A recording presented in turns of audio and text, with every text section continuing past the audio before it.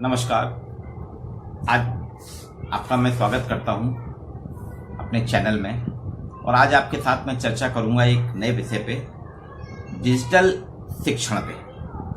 तो आज का टॉपिक हमारा डिजिटल शिक्षण का समाजशास्त्र, sociology of digital education. Digital India, digital Bharat, ये 2015 से ये शब्दावली हम सुन रहे हैं। हालांकि डिजिटल कोई नई बात नहीं है। ऑनलाइन 2010 के आसपास से ऑनलाइन प्रक्रियाएं चालू हो गई थी, जो कि डिजिटल फॉर्मेट कहलाती है। लेकिन 2015 में भारत सरकार ने एक स्लोगन चलाया था कि भारत को डिजिटल बनाना है। उन्होंने एक संकल्प लिया कि हमको बहुत सी चीजें समय के साथ चलना है और डिजिटल इंडिया का निर्माण करना है। और भारत सरकार उसमें उतनी कामयाब नहीं हुई जितना कामयाब हुई कोरोना महामारी। बहुत से लोग नहीं चाह रहे थे। लगभग 70% आबादी, चाहे वो गांव की हो चाहे शहर की, डिजिटल मोड में आना नहीं चाहती थी। लेकिन कोरोना महामारी ने कुछ ऐसा प्रयास किया या कुछ संयोग कह लीजिए कि आज हमारा भारत डिजिटल हो गया। पूरा का पूरा भारत डिजिटल हो गया। ऑनलाइन में हम चले गए। हमारे व्यक्ति के व्यवहार, व्यक्ति की क्रियाएं, संबंध, गतिविधियां सभी कुछ डिजिटल हो गई हैं। सरकारी सेवाएं, चाहे वो बैंक की हों, चाहे नगर निगम की हों, हॉस्पिटल्स की हों, या रेलवे की हों, बस की हों, ये सारी की सारी डिजिटल हो गई है। आज आपको ऑनलाइन ही टिकट बुक कराना पड़ता है। अगर आप कहीं टूरिस्ट हैं, आप घूमने जा रहे हैं, कुछ कर रहे हैं, तो आपको सारी बुकिंग ऑनलाइन करना पड़ेगी।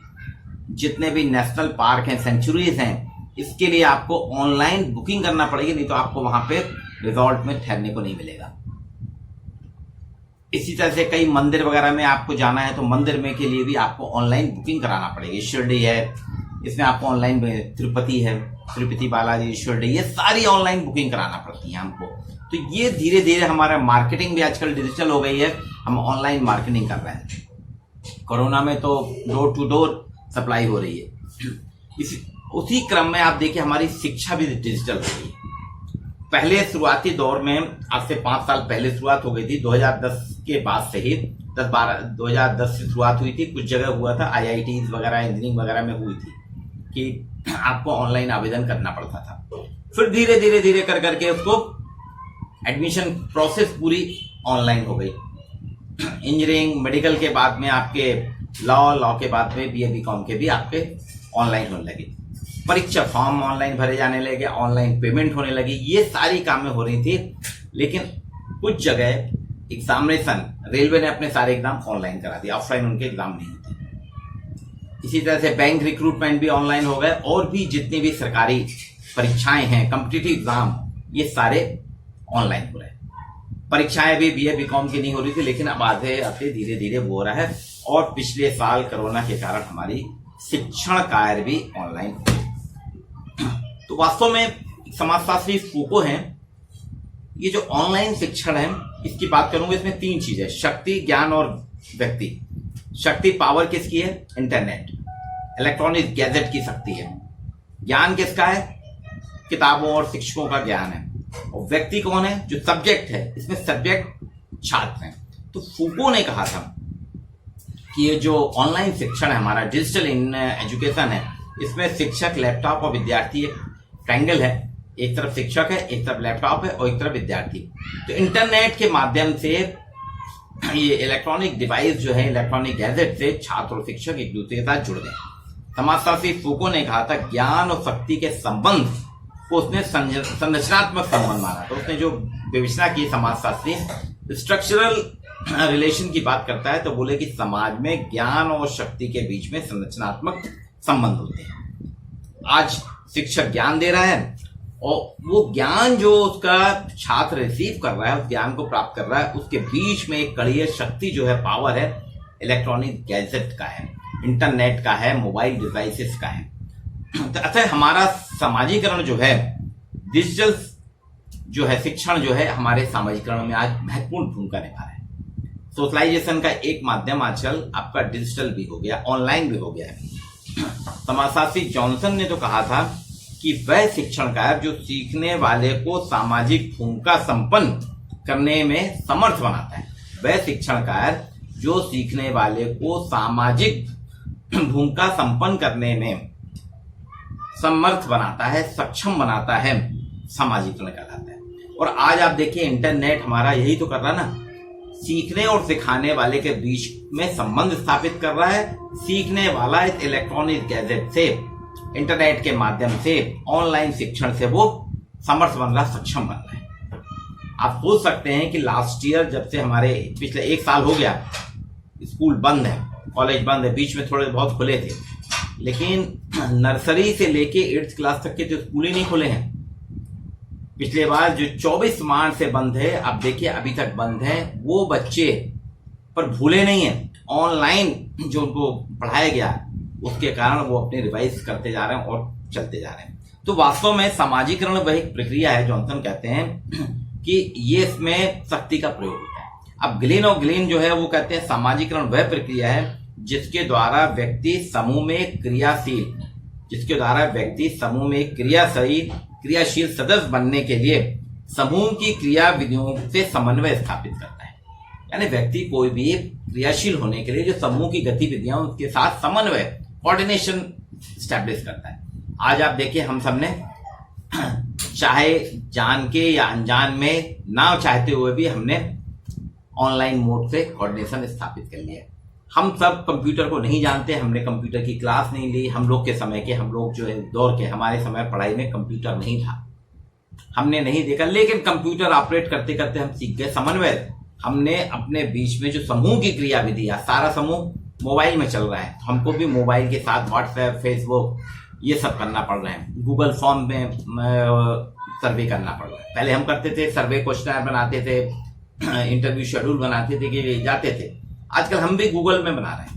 तो समूह की क्रियाविधियों से हम समन्वय स्थापित करते, ये कहलाता है सामाजिकरण। सामाजिक परिस्थितियों में अनुकूलन करने, अपने साथियों के व्यवहार से सामंजस्य स्थापित करना सामाजिकरण की पहचान है। तो ऑनलाइन जो एजुकेशन है, डिजिटल एजुकेशन जो है, सामाजिकरण का एक बहुत सशक्त माध्यम है। इसलिए मैंने इसको रखा है सोशलॉजी ऑफ डिजिटल एजुकेशन, क्योंकि इसमें देखिए आपके समूह की क्रिया है, व्यक्ति की क्रिया है, शक्ति की क्रिया है, शक्ति, व्यक्ति, ज्ञान, सबकी क्रिया है। ज्ञान का नए परफॉर्म में आया है, एक सामाजिक परिवर्तन हुआ है, ज्ञान एक नए रूप में आया है। आपने देखा होगा कि जब हमने डिजिटल इंडिया की बात की थी भारत सरकार ने 2015 में, तो उतना ज्यादा नहीं था, लोगों ने इसको स्वीकार नहीं किया था। लेकिन अब धीरे धीरे धीरे जानबूझ के या अनजाने में या ना चाहते हुए सभी लोग, भारतीय समाज जो है इसको स्वीकार कर लिया है और डिजिटल मोड में आ गया पूरा का पूरा। आज हमारी सारी सरकारी सेवाएं डिजिटल हो गई हैं। उसके साथ साथ पिछले साल से तो एजुकेशन सिस्टम भी हमारा डिजिटल हो गया है। लेकिन हम जैसे जो पारंपरिक शिक्षक हैं, जो डस्टर और ब्लैक बोर्ड में थे, हमने जब ब्लैक बोर्ड ग्रीन बोर्ड बना था तब भी हमने विरोध किया था कि ब्लैक बोर्ड तो ब्लैक ही होना चाहिए, ग्रीन नहीं। ग्रीन बोर्ड को हमने तब भी नहीं। फिर उस बीच में प्रोजेक्टर वगैरह आए थे तो हमने उसको भी एक्सेप्ट नहीं किया, हमने नहीं करा, हम पीपीटी वगैरह नहीं बनाते। हम लोग उस जमाने के थे, हमारे समय ये नहीं था। लेकिन देखिए शिक्षा में बदलाव होता रहता है। ब्लैक बोर्ड ग्रीन बोर्ड में बन गया, फिर वो प्रोजेक्टर में कन्वर्ट हो गया और अब धीरे से वो ऑनलाइन में आपके घर बैठे आपको शिक्षण हो रहा है। तो अभी भी पारंपरिक शिक्षक जो है डिजिटल मोड में नहीं है। ऑनलाइन शिक्षण को लेके उनमें एक संकोच है, उनमें एक अनजाना डर है। वो कहते हैं ये बच्चों का भविष्य नहीं है। उनका कहना है, हम जैसे शिक्षकों का अभी भी ये मानना है, हम लोग मानते हैं, पारंपरिक शिक्षक जो हैं, हम लोग का मानना है जो क्लास में डस्टर और चौक में हम जो पढ़ाते हैं, आई कांटेक्ट जो होता है हमारा बच्चे के साथ में, हम बच्चों को डांटते डपटते हैं, पढ़ाते हैं, वो सबसे बेस्ट प्रोसेस है पढ़ाई की। और उसका विकल्प ये ऑनलाइन नहीं हो सकते। मैं यहाँ मोबाइल से आपको लेक्चर दे रहा हूं, आप सुन रहे हैं, ये नहीं है। बोले इसमें आई कांटेक्ट तो हमारा बच्चे से हो ही नहीं रहा। हम बच्चे के साथ में सामाजिक संबंध नहीं स्थापित कर पा रहे, हमारे साथ सामंजस्य नहीं हो रहा। तो वर्चुअल स्थिति में हम सीखते नहीं है।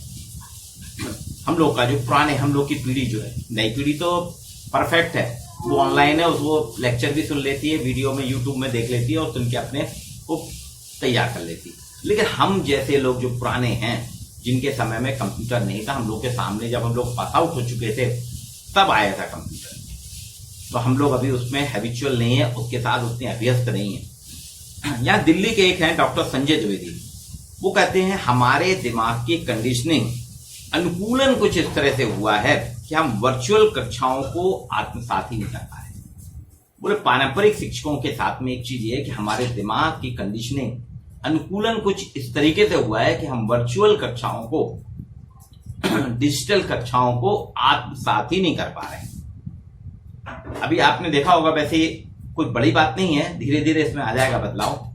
4-5 साल पहले, बहुत ज्यादा बात नहीं कर रहा हूं मैं आपसे, पीछे नहीं जा रहा, 4-5 साल पहले जाइए, बैंकिंग, ट्रेन, बाजार, ट्रेवलिंग, खान पान, ये सारी प्रक्रिया हमारी ऑफलाइन थी।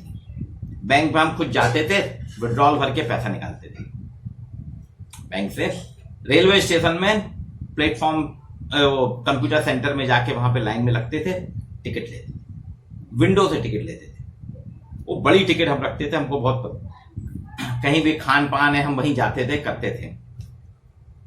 बिल वगैरह जो भरने हैं, चाहे बिजली का बिल हो, चाहे नगर निगम का बिल हो, टेलीफोन का बिल हो, हम वहीं लाइन में जाके ऑफिस में लग के करते थे, भले ही हमारा बहुत समय लगे, पर हम ऑफलाइन ही करते थे। अभी 5 साल पहले तक की बात है, लेकिन अभी 5 साल के बीच में आप देखिए 99%, 99 बोल रहा हूं मैं, कुछ प्लस माइनस हो सकता है, सबके पास एटीएम कार्ड है, एटीएम का प्रयोग कर रहे हैं हम सब। बैंक में हमने जाना कम कर दिया। अब बैंक में भी हम जाते हैं तो जब लोगों को पैसा देना है एक बैंक से दूसरे बैंक या दूसरे शहर, तो हम एनईएफटी कर रहे हैं, नेफ्ट का प्रयोग कर रहे हैं। हम उसको ड्राफ्ट नहीं भेजते, मनी ऑर्डर नहीं करते, नेफ्ट का प्रयोग कर रहे हैं। रेलवे के टिकट जो है मैक्सिमम लोग ऑनलाइन कर रहे हैं, मोबाइल में अपना टिकट दिखा देते हैं। वो जो विंडो वाली टिकट है बहुत कम है, कोरोना में तो अब वो भी बंद हो गई। आप टेलीफोन का बिल गूगल पे से करते हैं, फोन पे से जमा कर रहे हैं, मोबाइल रिचार्ज कर रहे हैं, ऑनलाइन ऑर्डर करा रहे हैं, ये सारे पिछले 5 साल में हम लोगों ने ये सारी चीजें करी। तो डिजिटल शिक्षण का समाजशास्त्र अप्रत्यक्ष रूप से हमको ग्लोबली जोड़ दिया है। अब सारी चीजें हमारी बदलती जा रही हैं। अब आजकल हम जो है email, banking, tele banking, credit card, ये हमारे जरूरत बन गई। हर व्यक्ति के पास 1-1, 2-2 डेबिट कार्ड, क्रेडिट कार्ड है, ईमेल है, सबका सबका अपना ईमेल है, सब आज हर व्यक्ति डिजिटली काम कर रहा है। और शिक्षण में जो है पिछले साल की जो चर्चा हुई है मैं कर रहा हूं, पिछले साल से आप देखिए हर शिक्षक ग्लोबली अप्रत्यक्ष रूप से एक दूसरे से जुड़ गया है। नए नए संसाधनों के आकाश में आज हम विचरण कर रहे हैं, नए नए संसाधनों के आकाश में हम विचरण कर रहे हैं, जिसमें गूगल भी है, गूगल मीट है, आपके बहुत सी चीजें हमारी साथ जुड़ती जा रही हैं। आपने देखा होगा गूगल मीट है, जूम है, इससे हमारी क्लासेस चल रही हैं, हमारे सेमिनार हो रहे हैं। आप कभी कल्पना नहीं कर सकते हैं, हटा दमोह डिस्ट्रिक्ट में एक छोटा सा गांव है, हटा गवर्नमेंट कॉलेज में बीएचयू के प्रोफेसर ने ऑनलाइन लेक्चर दिया। जेएनयू के प्रोफेसर छपारा, पाटन, पनागर, जबलपुर के आसपास के क्षेत्र में शिक्षण दे रहे हैं। जेएनयू, बीएचयू के प्रोफेसर जब आते थे हम ऑफलाइन, तो 1 घंटे के लेक्चर के लिए उनको 4 दिन की यात्रा करना पड़ती थी, इसलिए वो आते नहीं थे। हम लोग भी जबलपुर से कहीं जाते नहीं थे कि कहाँ रीवा जाएं, सतना जाएं, तो कनेक्टिविटी है नहीं, अपनी गाड़ी से जाएं, फिर उतना पैसा नहीं मिलता है। कॉलेज वाले भी नहीं बुलाते थे कि उनके पास उतने संसाधन, पैसा। लेकिन आज मैंने पिछले 1 साल में मध्य प्रदेश के हर कॉलेज में ऑनलाइन लेक्चर दिया। मैंने मध्यांचल सोशलॉजिकल सोसाइटी के माध्यम से लखनऊ, दिल्ली, कलकत्ता, बीएचयू, जेएनयू सारे प्रोफेसरों के लेक्चर कराए। प्रोफेसर आनंद कुमार जी को तो 3 बार हम लोग सुन चुके, जबकि आनंद कुमार जी इतने व्यस्त रहते थे, लेकिन ऑनलाइन में देखिए वो आ जाते हैं, सभी आ रहे हैं। तो ये जो है एक ग्लोबली हमको जोड़ रहा है, और हम धीरे धीरे शहरों की जो सीमाएं थी खत्म हो गई, इसमें भौगोलिक सीमा खत्म हो गई है। ऑनलाइन जो डिजिटल एजुकेशन की बात कर रहा हूं, इसका ना तो कोई भूगोल है, ना इसकी कोई बाउंड्री है, आप कहीं भी पढ़ा सकते हैं कुछ भी। मेरे जो चैनल है sociology with Dhruv Dikshit, YouTube channel है वो खाली भारत नहीं बाहर भी चल रहा है। बाहर भी लोग जिस विषय का है अगर सोसाइटी डालते हैं तो फट से वो आ जाता है तो फिर उसको सुन लेते हैं। तो उसमें देखिए मेरी बाउंड्री खत्म हो गई। पहले मैं सिर्फ अपने कॉलेज तक सीमित था, केसरवानी कॉलेज या फिर यूनिवर्सिटी में गेस्ट लेक्चर के लिए जाता था, दे देता था। लेकिन आज मध्य प्रदेश के सभी कॉलेज में, चाहे वो भोपाल का, इंदौर का, रीवा का हो या किसी और भी छोटे छोटे शहर में ऑनलाइन लेक्चर दे रहा हूं। तो इसी तरह से मेरे और साथी भी दे रहे हैं सभी विषय के। जबलपुर में रहने वाला ऑक्सफोर्ड यूनिवर्सिटी में डिप्लोमा सर्टिफिकेट ले लेता है, कोर्स कर लेता है। उसको ऑक्सफोर्ड जाने की जरूरत नहीं, कैम्ब्रिज जाने की जरूरत नहीं, यही ऑनलाइन करके मेल के माध्यम से अपनी करस्पॉन्डेंस करता है। दिल्ली यूनिवर्सिटी से भी ले लेता है। ये सारी चीजें करने के कारण देखिए बाउंड्री लेस है, इसका कोई भूगोल नहीं है। कुछ लोग जो कह रहे हैं कि डिजिटल एजुकेशन कन्फर्म से भविष्य नहीं है, तो ऑनलाइन या डिजिटल में जो है ये सामाजिकरण और सामाजिक संबंध हमारे अनंत होते हैं, अप्रत्यक्ष होते हैं। एक डिवाइस की जरूरत है, एक डिवाइस के द्वारा एक इलेक्ट्रॉनिक संयंत्र के माध्यम से हम सभी के साथ कनेक्ट हो जाते हैं, हमारा समूह बन जाता है, आभासी समूह बन जाता है, जिसकी कूले ने बात की थी कि प्राथमिक समूह, द्वितीयक समूह और आभासी समूह। तो हमारे आभासी समूह बन जाते हैं और वो उस आभासी समूह में हम ज्ञान का आदान प्रदान कर रहे हैं। कुछ लोग जो कह रहे हैं कि आने वाले, मैं तो कह रहा हूं कि पूरा डिजिटल एजुकेशन हो गया, डिजिटल इंडिया हो गया, डिजिटल एजुकेशन हो गई और एक कुछ समय की बात है, इसके बाद आपको ये बड़े बड़े जितनी बिल्डिंग है सब बंद होंगे, दोनों तरफ से चलेगा ऑनलाइन ऑफलाइन। प्रैक्टिकल के लिए भी आपको इसमें हो जाएगा, लेकिन कुछ जगह जाना पड़ेगा, लेकिन परीक्षाएं तो आपकी पूरी ऑनलाइन होंगी। शिक्षण का हो सकता है अभी कुछ समय तक ऑफलाइन चले, लेकिन ऑनलाइन का जमाना है, ऑनलाइन ही होगा, डिजिटल ही होगा। जो ये कह रहे हैं कि डिजिटल एजुकेशन पे जो प्रश्न चिन्ह खड़ा करते हैं, मैं कहता हूं कि शिक्षक का काम ही है बौद्धिक भूख जगाना। वही एक सच्चा शिक्षक है जो अपने विद्यार्थी में बौद्धिक भूख जगा दे। गुरुकुल में क्या होता था, गुरुकुल में अपने घर छोड़ के जाते थे ना, वहां तो कोई सुविधाएं नहीं थी, कुछ नहीं थी, ब्लैक बोर्ड नहीं था, कुछ नहीं था, शिक्षक पढ़ाता था, भूख जगाता था। आपने एक क्लब का नाम तो सुना होगा ना। एक क्लब ने द्रोणाचार्य की मूर्ति रख के और उनको अपना गुरु मान के, उसमें बौद्धिक भूख थी, तीरंदाजी सीखने की भूख थी, उसने सीख लिया और सर्वश्रेष्ठ धनुर्धर था, अर्जुन से भी आगे था वो एक क्लब। तो ये शिक्षा कैसा होना चाहिए, मूर्ति रूप में ही द्रोणाचार्य ने एक क्लब में बौद्धिक भूख जगाई।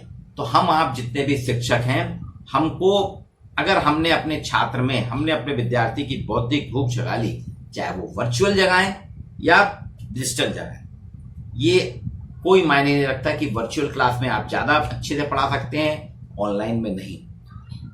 कई जगह आपने देखा होगा जो सेमिनार वगैरह होते थे, कई सेमिनार वगैरह में देखा कि अगर वक्ता अच्छे से नहीं बता पा रहा, इंप्रेसिव नहीं बता पा रहा, तो लोग आग उठ के चले जाते थे, अटेंड नहीं करते थे सेमिनार, और कई तो ऊँगने लगते थे। ऐसा ही क्लासरूम में होता है, कभी कभी शिक्षक अच्छे से नहीं पढ़ा पाता, बच्चे क्लास से निकल जाते हैं। स्कूल की बात नहीं, कॉलेज में तो निकल जाते हैं। तो हम वर्चुअल क्लास में जब हम अच्छे से नहीं पढ़ाते तो छात्र हमारे साथ नहीं जुड़ता है।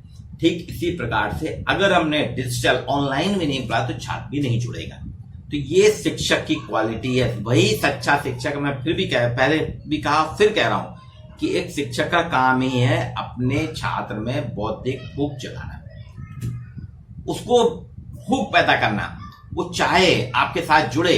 और आप देखिए डिजिटल का जो है ना, ये रोचक बनाता है। आप जितना ज्ञान को रोचक तरीके से अंदाज में प्रस्तुत करेंगे, छात्र अपने आप जुड़ जाएंगे। कई कॉलेजों में मैंने देखा, कई जगह होता है कि पहला पीरियड नहीं अटेंड करता आदमी, दूसरा अटेंड करता है, और अटेंड करता है आदमी क्योंकि वो उनको मालूम है कि फलाने सर आ रहे हैं। हम लोग भी रहते थे कि ये सर आ रहे हैं, उनका क्लास हमको अटेंड करना है। ये एक रोचकता की बात है। तो हम जितना अपने ज्ञान को रोचक तरीके से प्रस्तुत करेंगे, आप देखेंगे बच्चे खुद ब खुद जुड़ते जाएंगे और आपकी क्लास अटेंड करेंगे। और ये 24/7, 24 घंटे 7 दिन आपके ऑफलाइन 24/7 नहीं है। वो तो 6 दिन चलता है, संडे छुट्टी रहती है, बीच में कोई छुट्टी जाती है, वो छुट्टी हो जाती है। और आपके क्या, आप कितने 3 पीरियड लेते हैं या 4 पीरियड लेते हैं ना, यहाँ तो आप कंटिन्यूशन में ले सकते हैं। आप 24/7 24 घंटे 7 दिन पढ़ा सकते हैं। गूगल मीट, जूम ऐप, जियो मीट, स्काइप, ये एक बहुत बड़े सभागार हैं। ये हॉल है हमारे, बहुत बड़े शैक्षणिक हॉल हैं, एजुकेशनल सभागार हैं, जिसमें ज्ञान का भंडार है, जिसके माध्यम से हम ज्ञान दे रहे हैं। 24/7 24 घंटे 7 दिन हम सदैव सक्रिय रहते हैं, चैतन्य रहते हैं। आप जब चाहे तब अपने छात्र के साथ संपर्क कर सकते हैं, छात्र भी आपसे संपर्क कर सकता है। जो आपके वीडियो हैं, ऑनलाइन वीडियो जो रहते हैं, वो तो स्टोर हो जाते हैं, छात्र जब चाहे तब उनको देख लेता, समझ लेता है। ये होल सोल रेवोल्यूशन हुआ है, संपूर्ण क्रांति हुई है शिक्षा जगत में, होल सोल रेवोल्यूशन हुआ है, संपूर्ण क्रांति हुई है। ये है आपका डिजिटल शिक्षण का समाजशास्त्र, क्योंकि इसने सामाजिक परिप्रेक्ष्य में इतना ज्यादा बदलाव किया है, सामाजिक बदलाव किया, शैक्षणिक बदलाव इतने किया है कि इसको हम आज जो कह सकते हैं शिक्षण का समाजशास्त्र जो है डिजिटल शिक्षण का समाजशास्त्र। ये आपके साथ मैंने वीडियो रखा, आपको कैसा लगा? और आप जो नए विषय चाहते हैं आप कमेंट बॉक्स में लाइक करिए मेरे वीडियो को, sociology with Dhruv Dikshit channel को सब्सक्राइब करिए, वीडियो लाइक करिए और उसमें कमेंट बॉक्स में अपने कमेंट दीजिएगा। मैं आपको नए नए विषय के साथ इसी तरह उपलब्ध हूँगा और आपकी समस्याएं, शैक्षणिक समस्याओं का समाधान